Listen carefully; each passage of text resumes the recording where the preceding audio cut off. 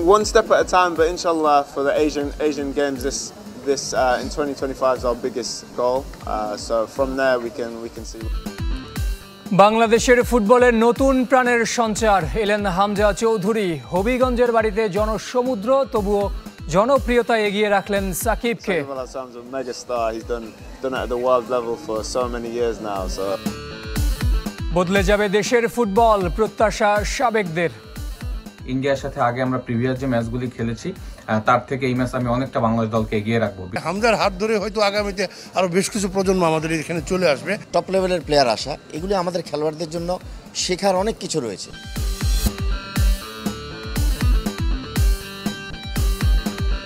সবাইকে আমন্ত্রণ কুল স্পোর্টস 24 এর শিরোনাম শুনছিলেন, সাথে আছি আমি জহির সাগর। বাংলাদেশের ফুটবলকে এশিয়ান পর্যায়ে নিয়ে যাওয়ার স্বপ্নের কথা বলেছেন হামজা চৌধুরী। নিজেকে এখনও দেশের সবচেয়ে বড় ক্রীড়া তারকা ভাবতে চান না তিনি। এগিয়ে রেখেছেন সাকিব আল হাসানকে। হবিগঞ্জ থেকে ফয়জুল ইসলামের রিপোর্ট, ক্যামেরায় ছিলেন ফখরুল হাসান। সবার ভালোবাসি, আমার ফ্যামিলি অত রেসপেক্ট শো করছে, ইনশাল্লাহ আমি রিপে করতে পারবো। শিকড়ে উঠে শিকড়কে ভুলে যাননি হামজা চৌধুরী। ভক্ত সমর্থকদের ভালোবাসায় হয়েছেন সিক্ত, অভিভূত। তবে অবাক হয়েছেন তার স্ত্রী সবচেয়ে বেশি। She's loving it. She's never obviously experienced Bangladesh in any way. So this being her first experience is amazing for her too. রোববার ইংল্যান্ডে ম্যাচ খেলে দীর্ঘ বিমান ভ্রমণ শেষে সিলেটে পৌঁছে সড়ক পথে যান গ্রামের বাড়ি হবিগঞ্জের স্নানঘাটে। সেখানেও বিশ্রামের সুযোগ নেই। ভক্তদের সাথে দেখা শেষে গণমাধ্যমের মুখোমুখি হয়েছিলেন। বাংলাদেশের ফুটবল নিয়ে নিজের স্বপ্নটা স্পষ্ট করেছেন। বিশ্বকাপ স্বপ্ন অনেক দূরের পথ হলেও প্রথম লক্ষ্য Asia. I think one step at a time, but inshallah for the Asian Games this in 2025 is our biggest goal. So from there we can see what. প্রথম ম্যাচ ভারতের সঙ্গে, তবে প্রতিপক্ষকে নিয়ে না ভেবে আপাতত নিজেদের নিয়ে ভাবতে চান। আমরা ইন্ডিয়ার কথা আমরা কনসেন্ট্রেট করতেছি না, আমরা খালি আমরা কথা কনসেন্ট্রেট করতেছি। দেখা হবে না খেতে হয় মাসে। হামজার আগমনে সামনে এসেছে বাংলাদেশের সবচেয়ে বড় ক্রীড়া তারকা নিয়ে বিতর্ক। তবে বিনয়ী হামজা এগিয়ে রাখলেন সাকিবকে। No, I don't think I'm there yet. Sakib Al Hassan's a mega star. He's done it at the world level for so many years now. So I don't think I'm anywhere. পরিবার নিয়ে বাড়ি ফিরে এত আনন্দের মাঝেও দাদিকে হারানোর কষ্ট সঙ্গী হচ্ছে হামজার। আমার দাদুকে অননায় আমি দেখছি না কত বছর গেছে, 1 বছর হয়েছে। লাস্ট ইয়ার মারা গেছে। 10-11 years দেখছেন। 10-11 years আমি দাদুর মিস করছি। So it's sad that I'm here now and she's not here. It doesn't feel the same. Faizul Islam, channel 24, Bahubal, Habiganj. সকালে বাংলাদেশি হয়ে বাংলাদেশের ফুটবলকে জাগাতে এসেছেন হামজা চৌধুরী। সিলেট বিমানবন্দর থেকে নিজ গ্রাম হবিগঞ্জের স্নানঘাট যাত্রাপথে বর্ণিল সংবর্ধনা পেয়েছেন পুরোটা সময় জুড়ে। স্বাগত জানিয়েছেন হাজারো সমর্থক, ফুটবল প্রেমীরা, আপ্লুত পরিবার। সিলেট থেকে ফখরুল হাসানের ক্যামেরায় ফয়জুল ইসলামের আরও একটি রিপোর্ট। বাংলাদেশের ফুটবলের উদ্ধারকারী হিসেবে হামজা দেওয়ান চৌধুরীকে নিয়ে উড়ন্ত জাহাজ নামল পুণ্যভূমি সিলেটের মাটিতে। দেশের ফুটবল নিয়ে এমন আগ্রহ উন্মাদনা শেষ কবে হয়েছিল? সিলেট থেকে যা শুরু, পুরো বাংলাদেশে রেশ ছড়িয়ে পড়েছে। বিমানবন্দরের ভেতরে বাইরে সমর্থক, সংবাদকর্মী, ফুটবল কর্তাদের ভিড়। অপেক্ষার সমাপ্তি ঘটিয়ে দুপুর 12:30টার কিছু সময় পর বের হয়ে এলেন হামজা চৌধুরী। দিলেন হৃদয়পূর্ণ করা ভালোবাসার জবাব। বাংলাদেশের সঙ্গে আমি কোচ হাভিয়ার সঙ্গে ম্যাচি বুতা আর ইনশাআল্লাহ আমরা উইন করে প্রোগ্রেস করতে পারবো। অত ভালো লাগতেছে, মাই হার্ট ইজ ফুল। তবে সবার আবেগের বাড়াবাড়িতে খুব বেশিক্ষণ স্থায়ী হয়নি তার সে অবস্থান। আবারও বিমানবন্দরের ভেতরে ঢুকে যান। এবার হবিগঞ্জ রওনা দেবার পালা। সবার আগে বেরিয়ে আসেন স্ত্রী, সন্তান সহ পরিবারের সদস্যরা। ওঠেন আলাদা গাড়িতে। পরে হামজা চৌধুরী ওঠেন আরেকটি গাড়িতে। ছাদ খোলা সে গাড়িতে দাঁড়িয়ে হাত নেড়ে অভিবাদনের জবাব দেন। পূর্ণতা পেল বিমানবন্দরের সমর্থকদের অপেক্ষা। আর মাত্র কটা দিন, 25 মার্চ অভিষেক হয় বাংলাদেশের হয়ে। তর্স হয়েছে না লেস্টার, শেফিল্ডে তাকে অনুসরণ করা ভক্তকুলের। বাংলাদেশ জার্সি ওনার যে 25 তারিখ অভিষেক হবে, এটা অনেক ভালো লাগছে। ওকে দেখে যেন সবাই ইন্সপায়ার্ড হয়, দ্যাটস ওয়াই আমরা হিয়ার, উই আর হিয়ার। মানে ডাইহার্ড ক্রিকেট ফ্যান হলেও বাংলাদেশের তো ফ্যান, তো দিন শেষে একজন এরকম বড় তারকা বাংলাদেশের জন্য খেলবে, ইন্ডিয়ার বিরুদ্ধে ম্যাচ, সব কিছু মিলে এক্সাইটমেন্ট লেভেলটা অনেক বেশি। হামজার গন্তব্য হবিগঞ্জ, নারীর টানে দীর্ঘ প্রায় 11 বছর পর সেখানে পা পড়তে চলেছে হামজা চৌধুরীর। মাঝের সময়টায় কত কিছু বদলেছে। ফুটবলের শিখরে উঠেছেন, বাংলাদেশকে আপন করে নিয়ে লাল সবুজের জার্সি গায়ে জড়ানোর অপেক্ষায়। Faizul Islam, channel 24, Sylhet. 304 food grade stainless স্টিলে তৈরি, যা নিশ্চিত করে জংবিহীন সিঙ্কের আজীবন নিশ্চয়তা। আরএফএল কিচেন সিঙ্ক, স্বাস্থ্যকর কিচেনের চিরস্থায়ী সমাধান। জাতীয় দলে 8 নম্বর জার্সি গায়ে খেলবেন হামজা চৌধুরী। ফুটবল ফেডারেশন রহস্য রেখে দিতে চাইলেও নিজেই তা প্রকাশ করে দিয়েছেন হামজা। হবিগঞ্জে নিজ বাড়িতে সাংবাদিকদের সাথে কথা বলার সময় জানিয়ে দিয়েছেন জার্সি নম্বর। তার বর্তমান ক্লাব শেফিল্ড ইউনাইটেডে 24 আর আগের লেস্টারে জার্সি নম্বর ছিল 17। জার্সি নম্বর একজন ফুটবলারের পরিচয়, কিন্তু হামজা চৌধুরীর ক্ষেত্রে সেই প্রচলিত কথা খাটে না। কেননা 2 থেকে 50 15টি সংখ্যা নিজের করে নিয়ে নেমেছিলেন হামজা। কখনো ইংল্যান্ড যুব দল, কখনো ক্লাবের যুব বা মূল দল, কখনোই স্থায়ী হয়নি তার জার্সি নম্বর। তাই বাংলাদেশ দলে কত নম্বর জার্সি পরে নামবেন হামজা, সেই প্রশ্ন সবচেয়ে আলোচিত এবং আগ্রহের। ফুটবল ফেডারেশন সংখ্যাটাকে লুকিয়ে রাখতে চেয়েছিল, কিন্তু হামজা রহস্য ভেঙে দিলেন।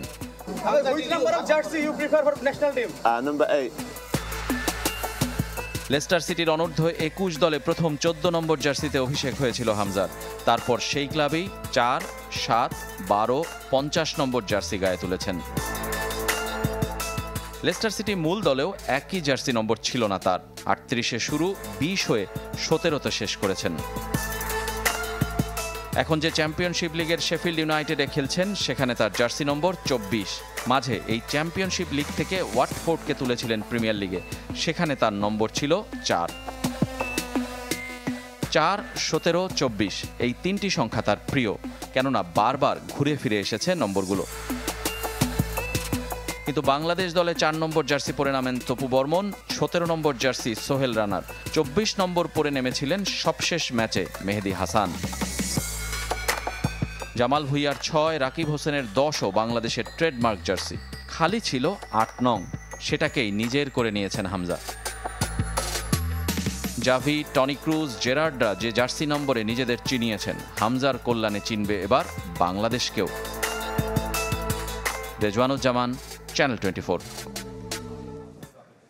মাঠে নামার আগেই হামজা চৌধুরীর প্রভাব জাতীয় দলে পড়ছে মনে করছেন সাবেক ফুটবলার জাহিদ হাসান নেমিলি, এবং তা ভারতের বিপক্ষে জয়ে অবদান রাখতে পারে। এই ফুটবলারের আগমনে দলে ইতিবাচক পরিবর্তনের সাথে জনপ্রিয়তা ফিরবে দেশের ফুটবলে, মনে করছেন কোচ কর্মকর্তারা।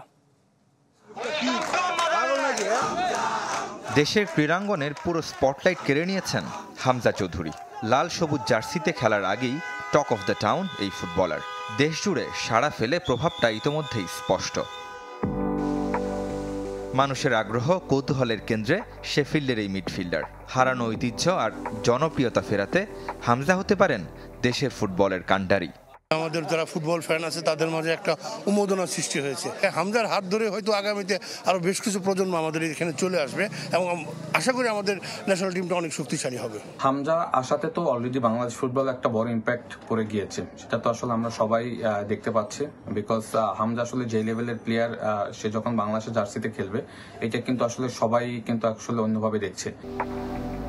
হামজার অন্তর্ভুক্তিতে বদলে যাবে ড্রেসিং রুমের দৃশ্য, আশা করছেন কোচ জুলফিকার মাহমুদ মিন্টু। সতীর্থ ফুটবলারদের মাঝে সেই পরিবর্তনটা আসতে পারে 2 দৃষ্টিকোণ থেকে। ইংলিশ প্রিমিয়ার লিগে খেলা এবং ওইখানে তার বেড়ে ওঠা, ওই পরিবেশ এবং ওই কালচারের থেকে একজন টপ লেভেলের প্লেয়ার আসা, এগুলি আমাদের খেলোয়াড়দের জন্য শেখার অনেক কিছু রয়েছে। আর মাঠের খেলায় তো ডেফিনেটলি এর একটা প্রভাব পড়বেই, কারণ এখানে আমরা ফাহমিদুলকেও দেখতে পাচ্ছি, ফাহমিদুলও রয়েছে। হামজার যোগদানে ভিন্ন এক বাংলাদেশ খেলবে ভারতের বিপক্ষে, মনে করছেন ফুটবলার, কোচেরা। সেক্ষেত্রে বদলে যেতে পারে বাংলাদেশের ফরমেশন।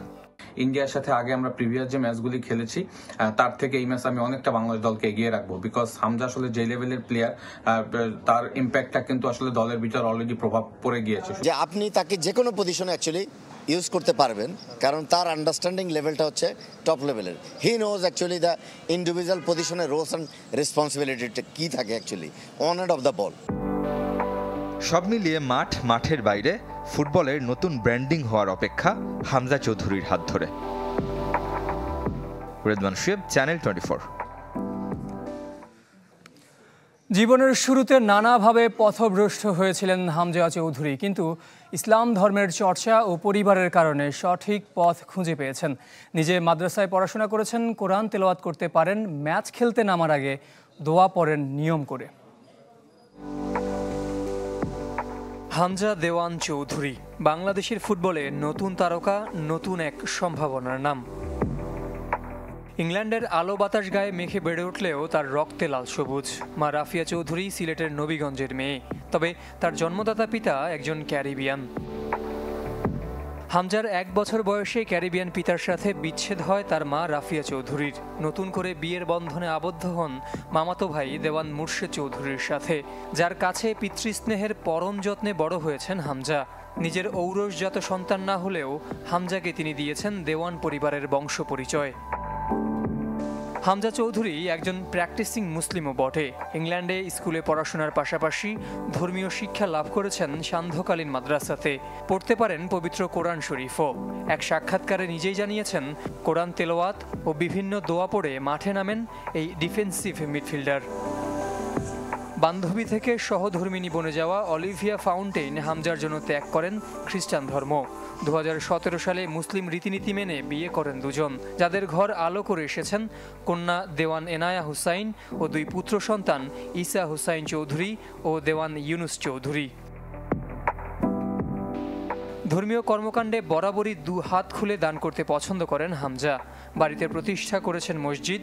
2022 সালে পুত্র দেওয়ান ঈসা হুসাইনের নামে গড়ে তোলেন মাদ্রাসা ও এতিমখানা। জের সাগর, চ্যানেল 24। বিপিএল, জাতীয় দল বা প্রিমিয়ার লিগ, কোনো ফরম্যাটেই রানের দেখা পাচ্ছেন না নাজমুল হোসেন শান্ত। তবে খুব বেশি চিন্তিত নন নিজেকে নিয়ে, বরং আবাহনী ক্রিকেটার ভাবছেন জাতীয় দল সতীর্থদের নিয়ে। নাহিদ রানা ও রিশাদ হোসেনকে দেখতে চান আসন্ন পিএসএলে।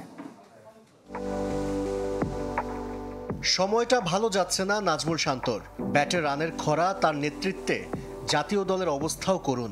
ফর্মে ফেরার মঞ্চ ঢাকা প্রিমিয়ার লিগ, তবে এখানেও শান্তর ব্যাট হাসছে না।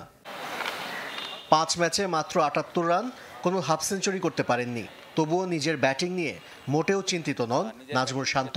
আমি কখনো ওইভাবে চিন্তা করছি না নিজের ব্যাটিং নিয়ে, honestly, as long as team match জিততেছে।